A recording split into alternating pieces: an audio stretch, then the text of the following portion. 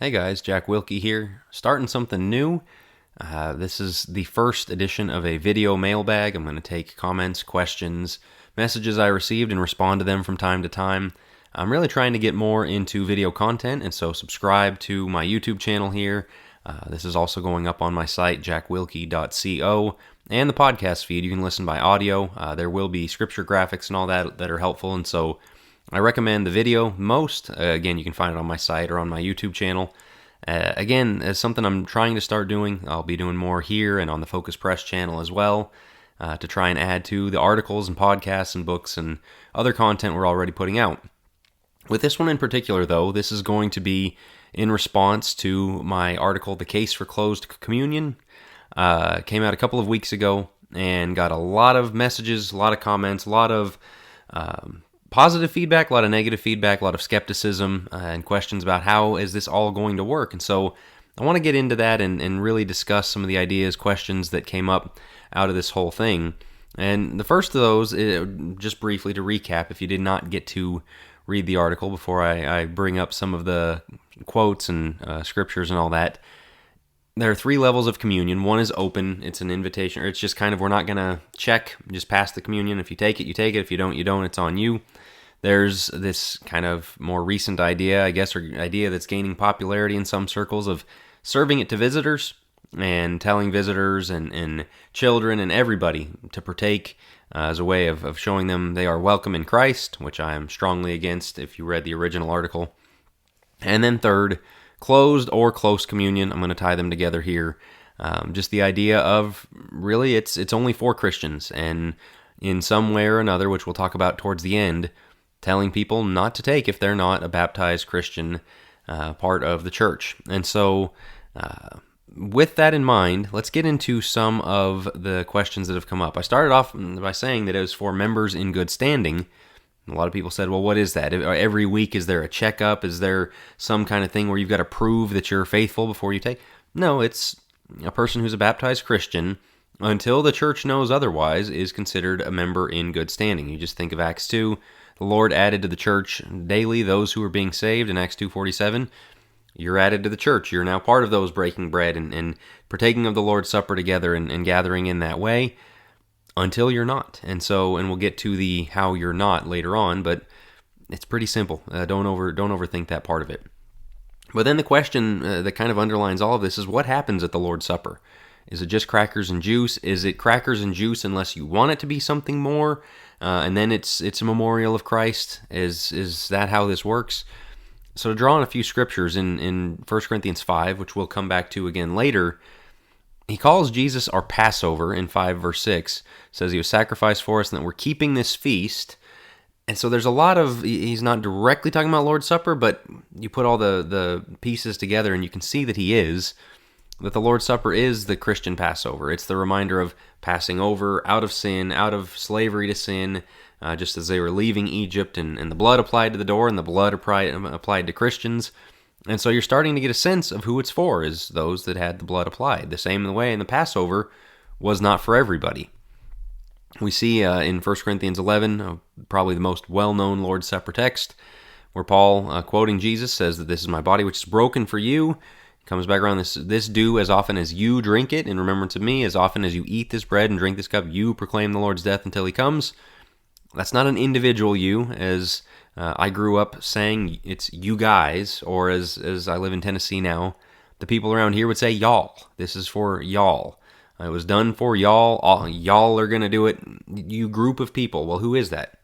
Christians. Paul's writing to Christians. And so the Lord's Supper is this memorial feast for Christians in which we proclaim the Lord's death until he comes.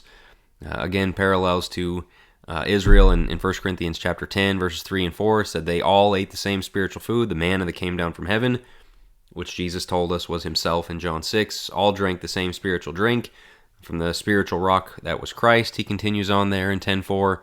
So partaking of Christ, drinking of Christ, very similar. What their spiritual food and drink, our spiritual food and drink.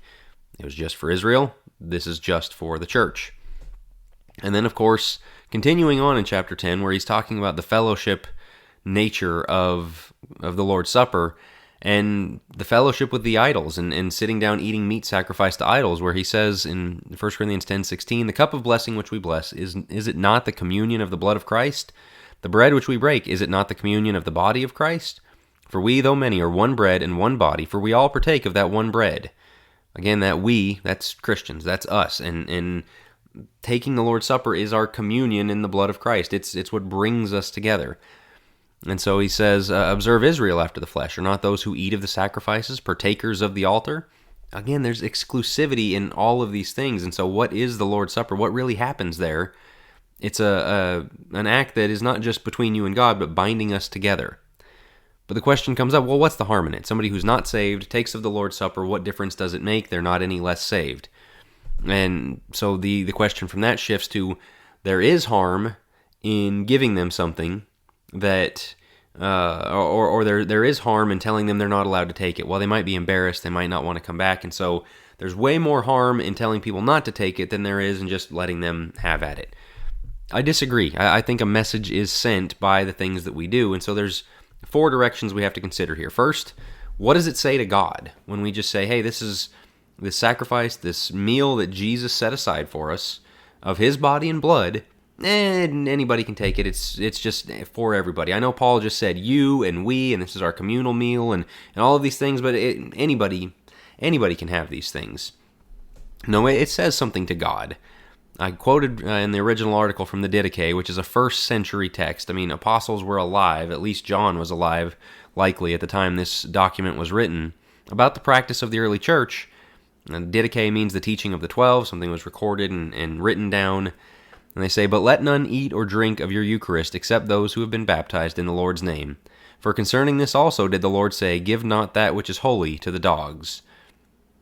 That application there, Everett Ferguson goes on about that to say, the application of Matthew 7:6 may be surprising, but it is not so far-fetched as one might assume.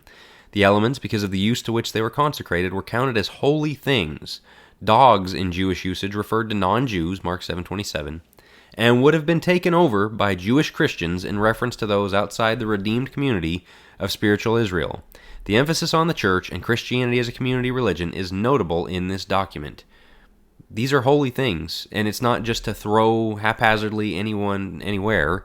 It says something to God when we treat it that way.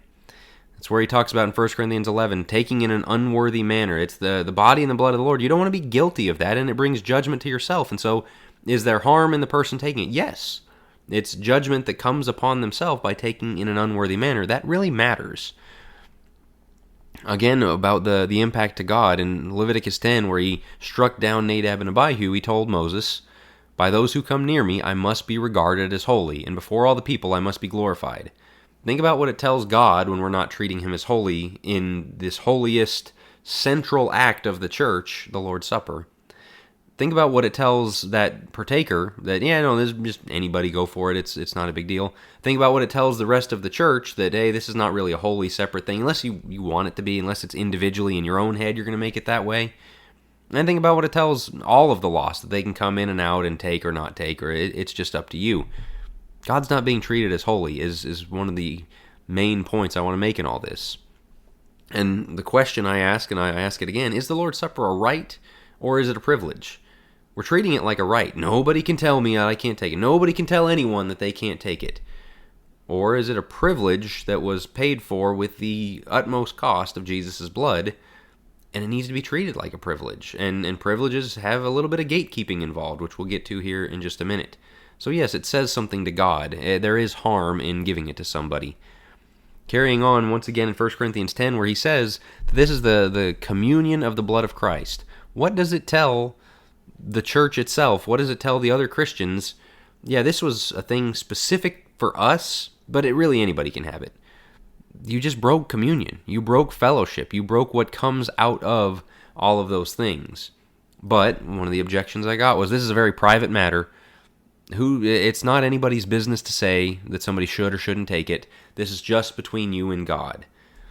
It doesn't work that way. It just doesn't work that way. You see that word communion there in 1 Corinthians 10:17. If you're looking at the video, the Greek reference, koinonia is the word, which means fellowship, participation, sharing.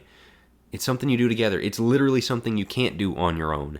And so when I had comments saying communion is a very personal, private act, that's an oxymoron by definition. Communion, community, communal, union, community. I mean, like it's people coming together. And so no, it's not a private act. It's not just your business between you and God. Carrying on from that, some would say, well, what about secret sin? There's going to be somebody in the pews who's not right before God, so in that way they're not a member in good standing. So if you're, how far are we going in judging? Are we reading people's minds? That's where 1 Corinthians 11:28 comes in. People say it was a private act because you're supposed to examine yourself.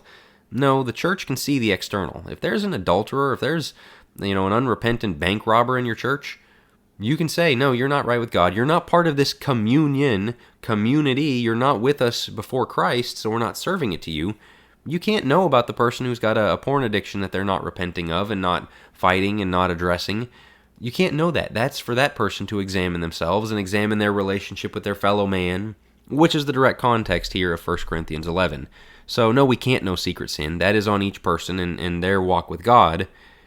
But as for the external, we're absolutely supposed to do that. This is the next question it raises. Does the church have this authority? So many people said, no, nobody has the right to do this. Nobody has the right to tell anybody anything about their walk with God. I'm just going to go through these real quick because it's blatantly obvious that actually, yes, this is part of the church's job. I mean, you think about the idea of a shepherd, an elder, that shepherds build fences. Shepherds guard their sheep. Shepherds keep outsiders out, keep the inside in, and protect them. And this is all what's going on here when there's sin in the camp. So does the church have this authority? 1 Corinthians 5, I already brought it up, but the man who had his father's wife. Paul, just look at these phrases I have highlighted, that he who has done this deed might be taken away from among you. Paul says, I've already judged him. He says, you're supposed to deliver such a one to Satan for the destruction of his flesh, that he might be saved. He talks about purging out the old leaven and goes on to say, remove the wicked man from among yourself. Don't keep company with him. Don't even eat with such a one, because that person's not among us. He's not one of us anymore. And that not even eat, in context with Christ the Passover, heavily implies starts with the Lord's Supper, not eating with them. In Matthew 18, of course, maybe the prime church discipline text, Jesus ends up saying, let that man be to you like a heathen and a tax collector, essentially an untouchable. 2 Thessalonians 3:14, Paul says, note that person, do not keep company with him, that he may be ashamed. And then, I believe this is in Titus, reject the divisive man after the first and second admonition. Get rid of them, push them out. Don't let them partake in the, and some people, I guess, did want to make this claim. It says, don't even eat with such a one. Let him be like a heathen and a tax collector. Don't keep company with them. All of these things that say, cut this person off. And people would say, well, accept the Lord's Supper. We can have fellowship with them there. No, that's the foundation of our fellowship. That is the center of our fellowship. So if you can have fellowship with them there, you can have fellowship with them anywhere. Anything goes. And so, no, it is absolutely given to the church to do this. And people say, well, God wouldn't do that. Well, the meal that this was based on, and it's not a one-for-one parallel, but the idea is certainly there, is the Passover. From Exodus 12, God said, no foreigner shall eat it, sojourner, hired servant shouldn't eat it. A stranger, if he wants to, he can. He's got to become circumcised and become as a native of the land. He has to convert. He doesn't get to have the Passover unless he converts. There's a principle in that very much applies to our discussion of who's supposed to take the Lord's Supper. Which leaves us the question, can the church definitively say if someone is a Christian or not? This individualism that kind of rots our brain, that has come to us philosophically over the last few hundred years, that says it's nobody's business but your own, essentially you have your own truth, it's no good. We can't operate that way. We can say a person who's been baptized into Christ, and again, as far as anyone can see externally, and we assume internally, is walking with God, they're an active member of the church, they're in attendance and all those things, that's a Christian. If we can't say what a Christian is, or if we can't say what a Christian is not, we can't say what a Christian is. This is where this church discipline issue comes in, of no, you're no longer a Christian. Hebrews 10:26, you're trampling underfoot the body and blood of Christ. We're not going to keep serving it to you and saying, here, eat and drink judgment to yourself. Having established now that the church does have the authority to tell backsliding, wayward members, you're not welcome at the Lord's table, it follows pretty naturally to say, yeah, no, also outsiders, non-Christians can't take. Because if you're saying, well, you're not a Christian anymore, so you can't take, but this non-Christian, they're allowed to take because they didn't come in and then backslide, they're okay, but you're not. The point, the principle under all this is Christians get the body and blood of Christ. That's who it's for. It's not for anybody else. And so that's the issue that comes up. The question I got a few times is, how would it work? Again, it's been done for 2,000 years in various places. It's not as popular now, but if you want to, it's not that hard. I'll link an article by Brother Jeremy Marshall, who found in Chrysostom that reference to closing the doors. They would ask, or not really ask, they would tell non-Christians, get out, we're closing the doors. This part isn't for you. You can listen to the sermon, you can be here for the song service. This isn't for you. We're closing the doors, you're going to step out. You wouldn't even have to go that extreme. Alexander Campbell in the Christian System described a worship service where the Christians sat closest to the table, the non-Christians, the outsiders, sat further back in the auditorium, and it said they distributed the Lord's Supper until every disciple had eaten, and that was it. They moved on. And so they seated by people who were partaking and people who weren't partaking. You don't even have to be that extreme. I mean, you could start small by saying, this is for Christians. This is not for everybody. This is for those to whom have received the body and blood of Christ through baptism and are members of the Lord's church. So that leaves one final question. Why talk about this? I've said, and I said in the article, I don't think this is going to get widespread adoption anytime soon. This is not something where a lot of churches read the article and they're going to run out and start practicing it. The point is to think about what the church is, to think about what we're treating the church as, and really 2 points I want to key in on here. First, church authority versus individualism. All of this is individualism, to say you can't tell me anything, you can't put up a fence, elders have no right to any of this stuff. Church discipline is basically a suggestion that you're really not part of this anymore, but if you want to just keep coming in and taking it, we can't stop you. Yes, we can. Church authority is there. Now it can become overreaching and all that. We're so far from that in this day and age because we're so deferent to the individual and their desires. We need to get back a little bit in the other direction towards elders building fences, which shepherds are supposed to do, and allowing them to do so. And amening when they do this and tell somebody, you know what, you're in sin, you're not repentant, we've gone to you, we've tried, you're not welcome at the table. And also to the outsider to say, this isn't for you, we want you to want this. If we just, that question again, is there any harm in it? If we're telling somebody, yeah, your individualism is the most important thing, that you don't feel excluded, that you feel welcome, no, the most important thing is that they recognize the holiness of God. They recognize there's something beautiful and valuable here that they don't have, and it's a motivation to get it by obedience, by confession, by faith in Christ and baptism and everything that is prescribed.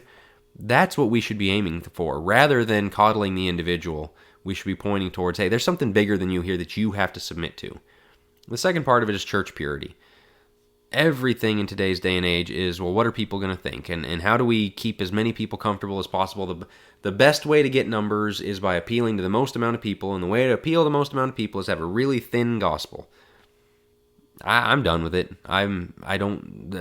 We have to have a pure church. I've said before that everything you're seeing in the culture, the decline, the world falling apart around us is not persecution that's turning on the church. It's discipline. It's God looking at a people that should know better and saying, you're under discipline until you get your act right. Well, discipline starts with the house of God. It starts with ourselves saying, you know what, we're not going to tolerate people claiming to be Christians, but not actually being Christians. We're not going to allow somebody to come in our doors and say, oh yeah, I'm a Christian, and I show up once every 4 months and just take the Lord's Supper as always. No, the purity of the church needs to rise to the center of what we're trying to do, rather than just, man, let's pass this out to as many people as we can and really hope they like us. That's not what we're called to do. And so one final question, is Christ's body and blood for everyone, or is it for anyone? And that's very similar to the question of, is it a right or is it a privilege? It's not for everyone. It's for anyone who comes to him, anyone who repents and follows the steps he's given to become a child of his and to submit their lives to him and die to self and everything that happens in our conversion. Anybody can have that. Not everybody gets the benefits. Not everybody gets the blessings of the family. Primary in that is the Lord's Supper, is the confirmation of our salvation and the fellowship together and the uniqueness and the separation from the world that happens in that weekly moment of the body and blood of Christ, that's not for everyone. It's for anyone who wants it. We're not, pushing people away. We're telling people God made these boundaries around this, and we're going to expect you to meet it. And so that's a brief rundown, as brief as I can get it. As I said, if you haven't read the article, the original, go check it out. You have the site there on the screen, jackwilkie.co. You can subscribe there, get all the latest articles by email. Subscribe to this YouTube channel so you'll get the latest videos. As I said, I'll be doing more and more of this, Lord willing, over the weeks and months to come, and responding in this way. Sometimes it's just easier to lay it out this way. And so if you have other questions, comments, if there's arguments in here or verses that I missed or you want to bring up or discuss more, you can leave it in the comments on the site. This article will be going out as an email, or this video will be going out as an email, and will be on the site where you can comment, or on YouTube, wherever you're catching this. And I will talk to you guys next time.